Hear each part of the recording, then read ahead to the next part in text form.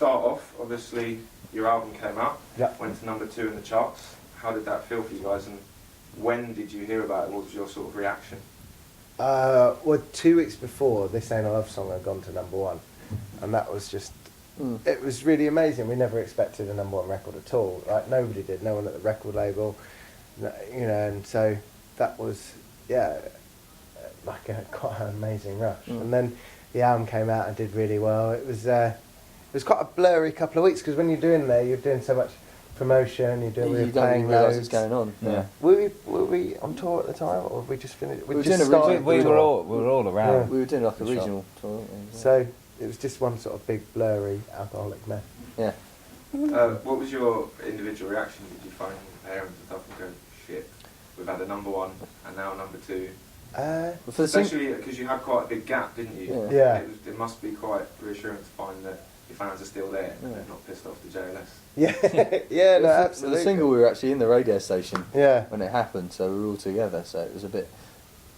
I'm glad Yeah. we got to #1. Otherwise, it would have been a bit embarrassing. Sort Yeah. of sitting there. And announcing number Oh, two it. no, we record. did when So- when Elvis Ain't Dead came out. We went into the chart show at Radio 1, and it was it was in the build up to Christmas, and I think it went in. Like, it ended up being top 10, but when it went in, it was at 27, and Shaun the Sheep was 26. And like, we had to sit there very bitterly while they go, oh, and Oh, number but you got 26. you got to like Shaun the Sheep. And they were like, so how does Yeah. it feel to be at 27? I was like, yeah, brilliant.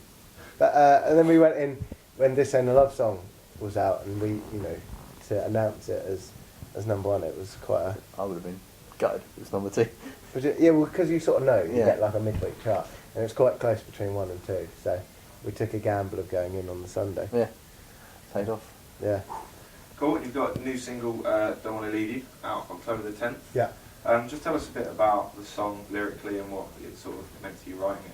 The song is quite an old song now. It's written like melodically probably 5 years ago, maybe even before the first album. It just took a long time to sort of gestate. Sometimes with songs you get like, you know, you get like a little egg somewhere along the line, and you know you get this great melody or this great lyric, and it just takes a long time for everything else to come out. And so, and it's just a song about going away and leaving the people you love behind, and the idea of a song, of like that song being something which is left behind, which when you sing it, you know, you're together again. Cool. You're ambassadors of the Well Child charity.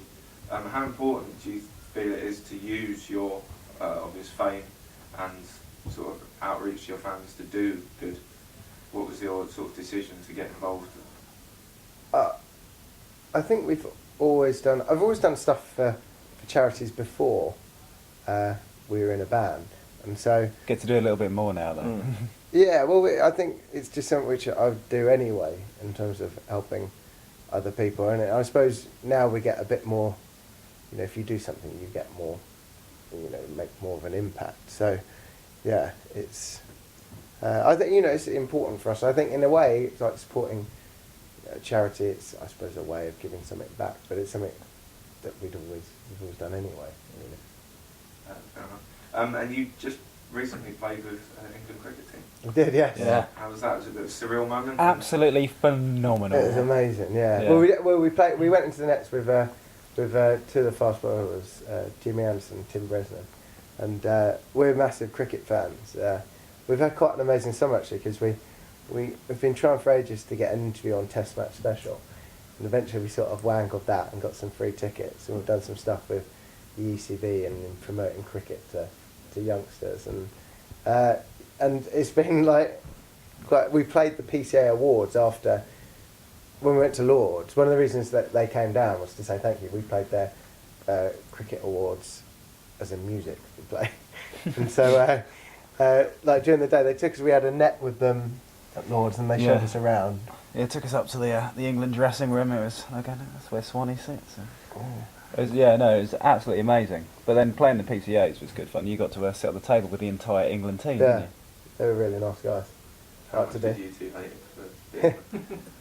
They were just up in the dressing We room. were up in the dressing room. I Didn't just went realise down- it's where he Well, goes. it's because you gave Pete your keys, so you were stuck there. So Yeah, yeah. Yeah, we got to go home for an hour. yeah. We saw you play at the Scala, and the female the number of females in attendance Yeah. at your shows is quite high. Yeah. How difficult is it not to get a massive ego? Quite easy. On stage. Carry on, Phil. Go. I think the Scala was a The thing with Scarlet was when we got a song called 1+1, which you take off your clothes. The only person that did take off their clothes was a dude yeah. who had a big pair of Reebok pumps on, which Yeah. was quite painful.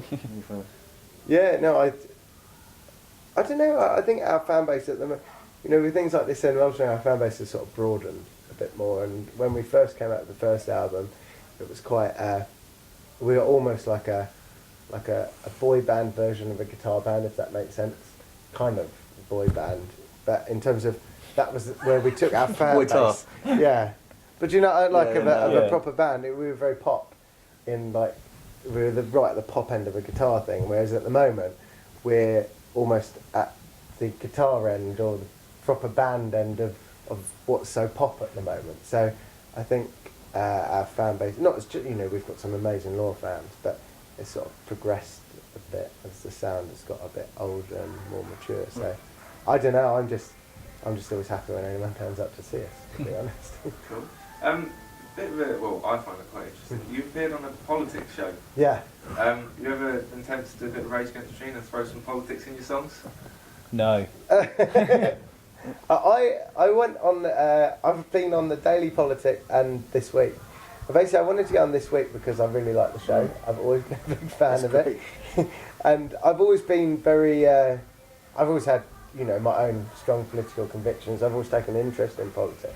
I always felt it was, I've always felt it's important for people to do that. But I feel it's important that that it's something that's important to me, and so to get a chance to go on a show which I really liked. It was good fun. Bestest day for you. Yeah, But you don't it's like to good push it down people's throats as well. I Very don't push it open. down your throat. No. But no, I don't. I believe very much in. I think people should have an opinion. I think people should vote, but I'm not the sort of person who wants to tell people who they're going to vote for. But, Well, Fair enough. most of the time.